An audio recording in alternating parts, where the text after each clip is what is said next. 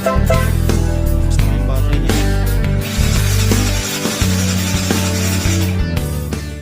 Gandang araw mga sir. Ito, panibagong video tayo ngayon. Gagawa tayo ng Yamaha Mio. Yung unang Mio. Siya pala ito mga sir. Ayaw umistart o hard starting. Gagawin natin ito step by step muna tayo. Tatry muna natin siyang i-kick kasi sa post start ayaw na. Tatry natin siyang i-on.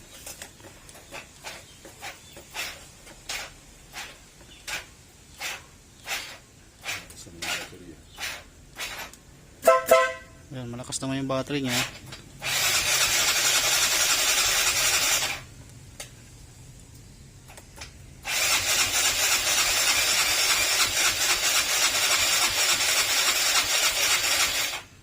Ayaw niya mag-start. Tapos try din natin sa kick.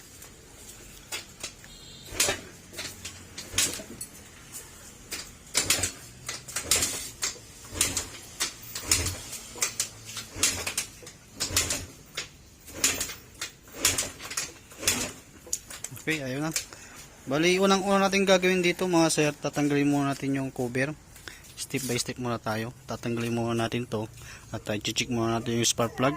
Unang-una, spark plug. I-check muna natin kung may kuryente. Tatanggalin muna natin to.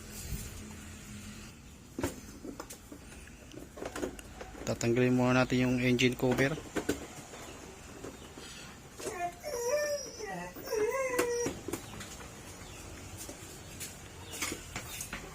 Pagkatanggal natin ng engine cover, hahanapin nyo kaagad yung spark plug. Dito nyo makikita yan sa may bandang gilid, yung kanyang spark plug dito. Yan, tatanggalin muna natin yung spark plug cap nya para makita natin yung spark plug nya. Gamit tayo ng 16 mm.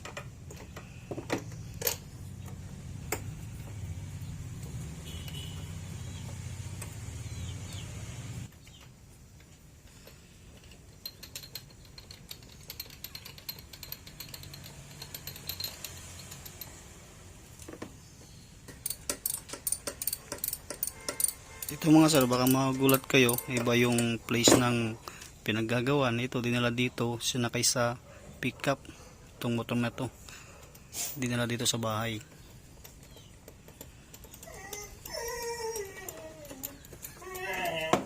Yan, pag natanggal natin yung spark plug, ibabalik natin yan sa spark plug cap. Tapos kahit i-try mo na lang na push start. Sige.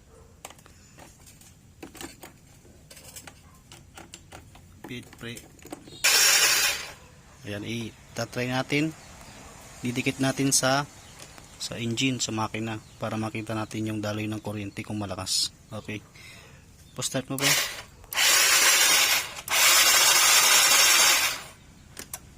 Okay. Di pa. Ayan, malakas naman yung kanyang kuryente pero ayaw pa rin mag-start. Okay, next tayo dito sa may carburetor. I-check din natin yung carburetor dahil may kuryente naman, malakas naman yung kanyang bigay ng kuryente sa spark plug. Doon naman tayo sa may spark plug, sa carburetor. Bago natin matanggal yung carburetor, tatanggalin muna natin yung upuan niya.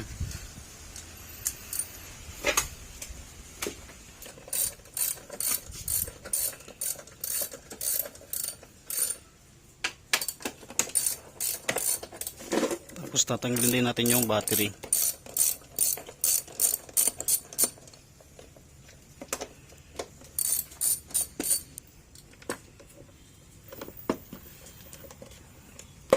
Tapos itong ground nya, tatanggalin natin to, ibaba natin yan dahil hindi yan kasama pagtanggal natin ng upuan.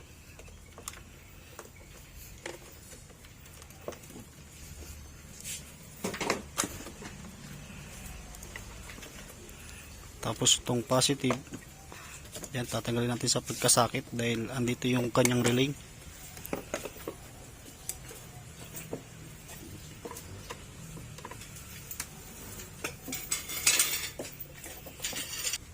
pagtatanggal ng battery, mayroon pa tayong dalawang tornilyo dito na 10mm yung sukat.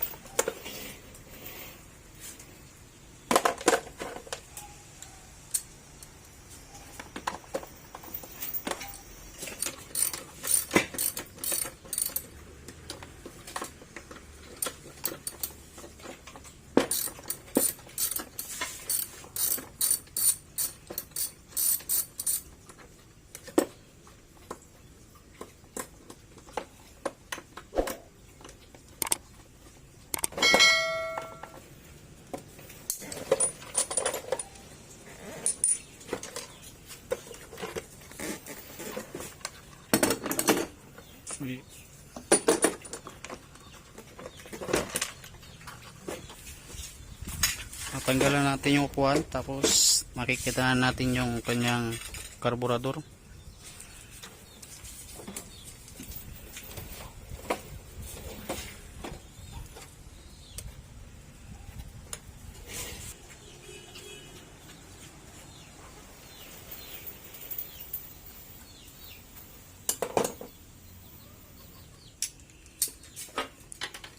Tatanggalin natin yung karburador.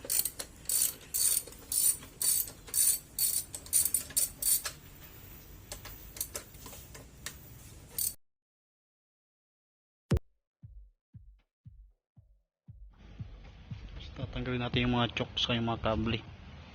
Tapos sabi ng customer, medyo nangangamoy gas, nag-overflow.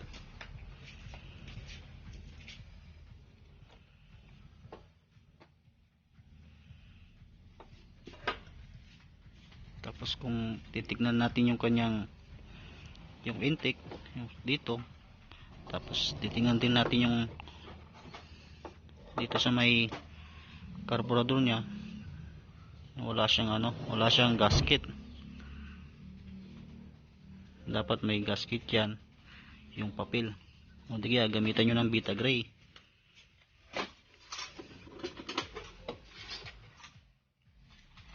I-check muna natin tong carburetor niya kung baka may nalaglag na G-Tanks kaya ayaw umandar. Kasi minsan pagka nalaglagan ng G-Tanks dito sa may ilalim, talagang hindi po andar.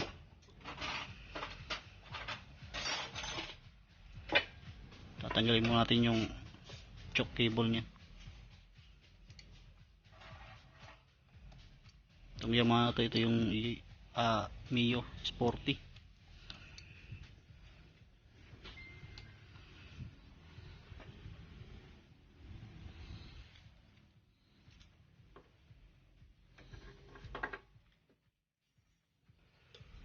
Tapos tatanggalin din natin yung kable.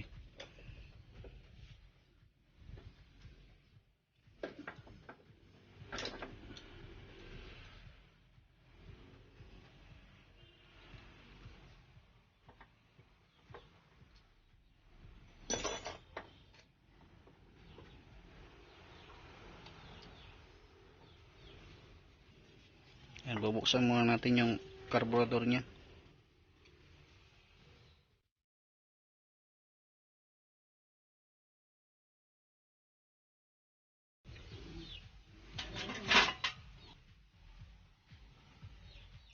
Tapos tatanggalin natin to para pagbuga natin ang hangin, baka barado.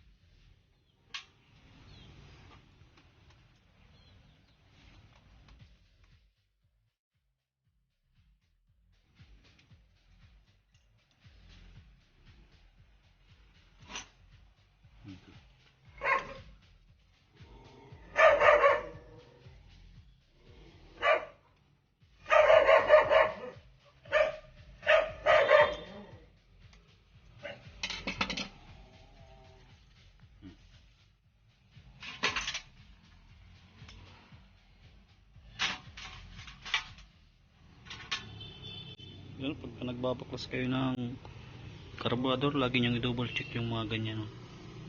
Yan, dapat meron yan lagi. Tapos bubugaran natin to ng hangin. Tapos double check din natin yung diaphragm dito sa may babaw, baka mamaya butas. Tatanggalin din natin to.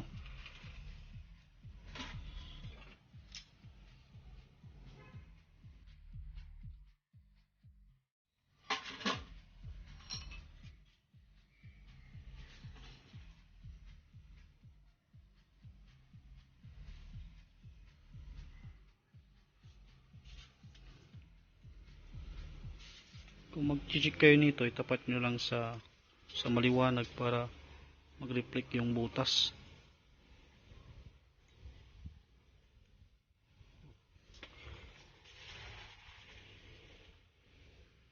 Tapos ito nilalagyan ng mga silicone, yung mga gasket. Dapat sa diaphragm, kapag wala namang problema, huwag nyo nang lagyan ng pangdikit, kasi pagka once na binaklas o nagpalinis kayo uli ng karburador nyo, pagka sobrang dikit, maaaring mapunit ng yung diaphragm natin.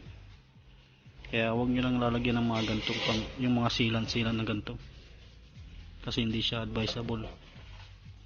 Okay, tapos ito gagawin natin dito, lilinisan natin yung mga karburador nya, yung mga cheatings. Check natin yan kung may butas o barado. Lalong itong atomizer nya. So mga sir, lilinisan muna natin to, o gasan muna natin ng gasolina.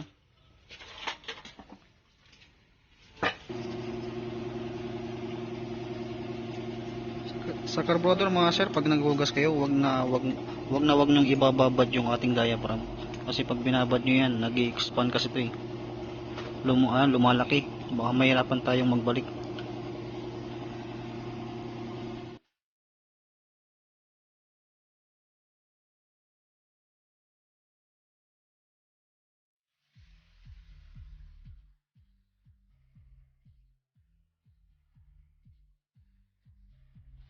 Yan, hugasan na natin yung carburetor at ibabalik na natin.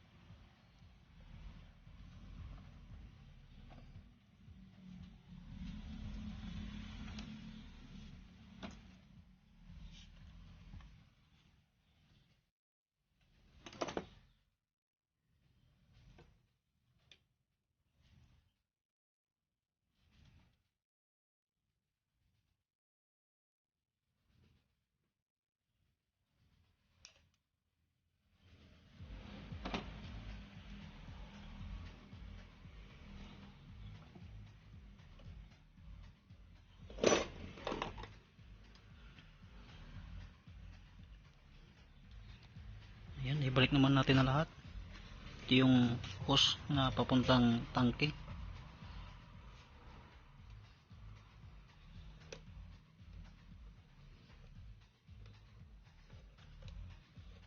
Tapos gagawin natin ngayon, ipapa-start muna natin kung aandar na. Tapos ibabalik muna natin yung spark plug nya. Ibabalik muna natin yung spark plug. Tapos saka natin siya pa-startin kung magi-start na. Ngayon pagka hindi pa rin siya umi-start, doon naman tayo sa cylinder head. Ito, bubuksan din natin to kung hindi pa rin siya mapandar.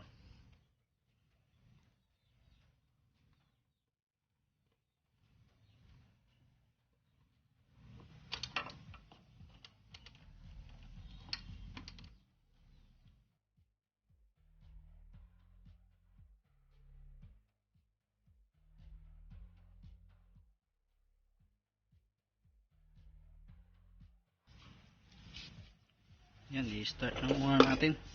Tatry muna natin siyang paandarin. Kailangan muna natin siyang i-kick. Medyo marami pang padjak dyan dahil naglinis tayo ng carburetor. Siyempre mamumundo pa yung gas sa carburetor. Kumbaga hihigo pa siya.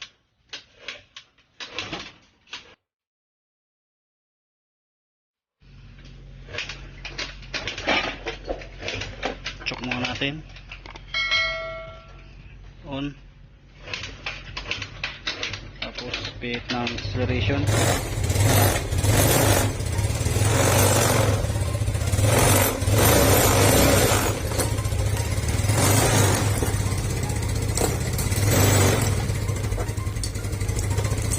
Tapos tatasan natin ang minor. Taasan muna natin yung minor. Hello? Okay na yan. Tapos painitin muna natin siya ng konti para makuha natin yung tono. Tapos tatry muna natin mag-adjust sa air control nya. Itutono muna natin siya.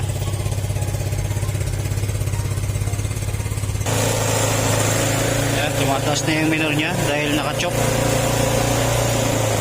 Tatry natin baba yung choke nya.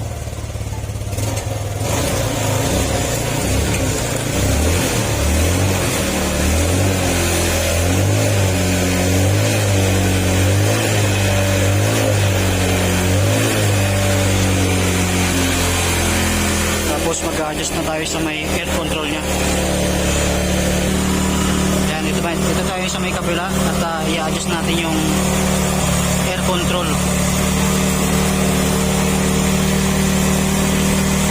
Ihilawan ko muna.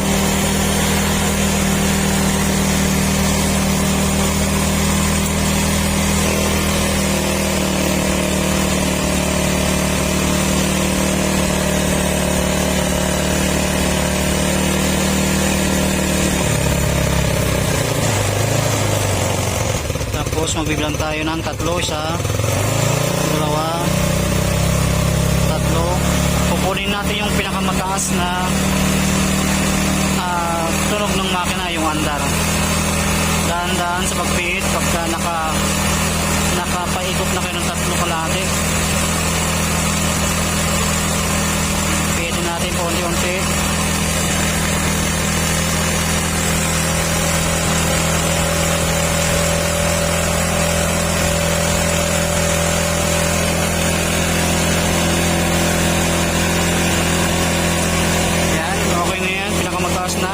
Tapos ibababa natin yung minor.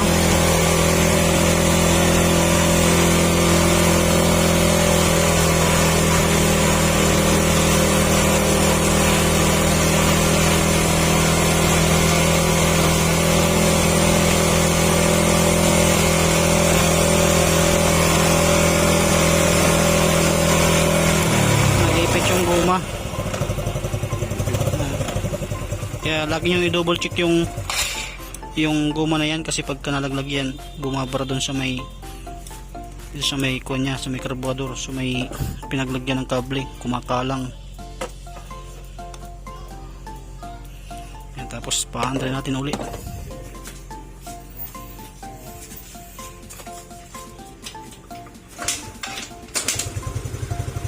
Yan, bali hindi na siya hard starting.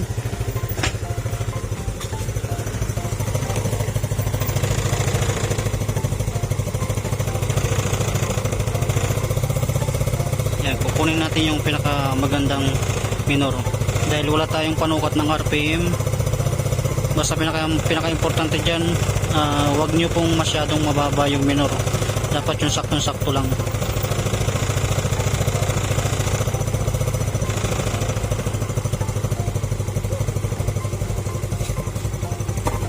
Yan, okay na yan. Tapos kung mapapansin nyo dyan, kung makikita nyo ito, bali talagang ito sadya ng pinutol nila kasi nag-battery operated sila, kaya pinutol ito.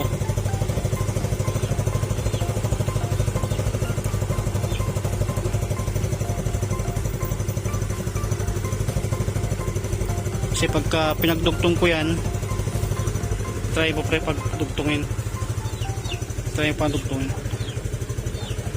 papew-pew lang yan. Nagdulo ko dito sa may panel nya, bumabagsak yung sa may fuel gauge nya, kaya obligadong wag natin yun pagdudugtungin.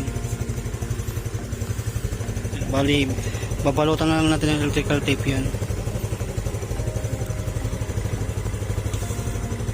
Tapos tatry natin i-off.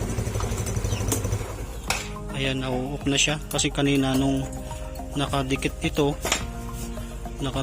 nakadikit yan, tinry kong pinatay, hindi mamatay yung makina, kaya siguro pinutol nila to. Ito yung sa charging, to papuntang charger yan, ito yung papuntang stator. Baka nag-pass charge na sila, o di kaya baka naka full wave na to, kaya pinutol yan. Pero dapat hindi na to pinuputol kasi stock lang naman. Yan, try mo natin siyang start uli.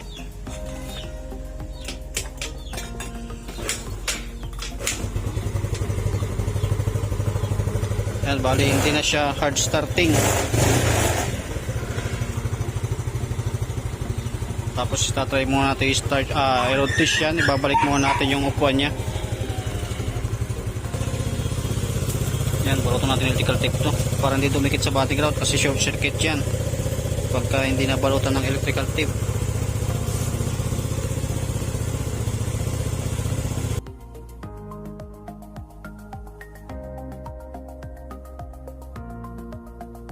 Ay, babalikan natin yung upuan nya.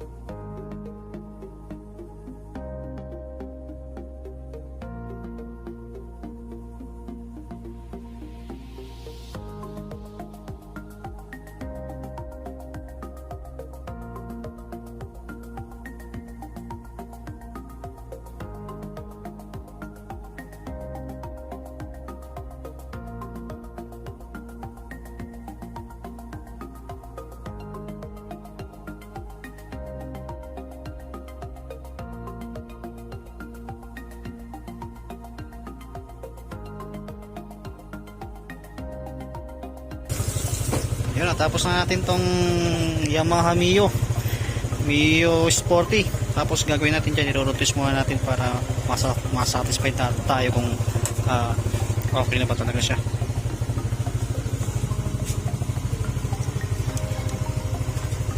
Okay, i-rotate na natin to. Ayan, i-rotate muna natin yung Mio Sporty.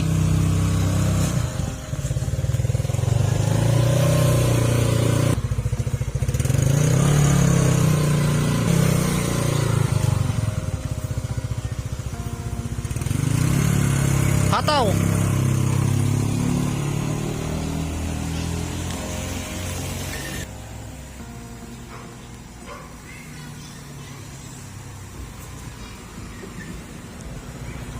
Ano, okay na? Okay na? Okay. Yan, bali okay nitong Yamaha Mio Sporty. Okay, ganun lang po pagka hard starting yung motor nyo. Step by step muna yung gagawin nyo. Huwag nyo muna kagad ibibili ng parts. Hindi kaya bilang nyo ng spark plug, okay lang naman yung spark plug. Kasi magagamit naman natin yun.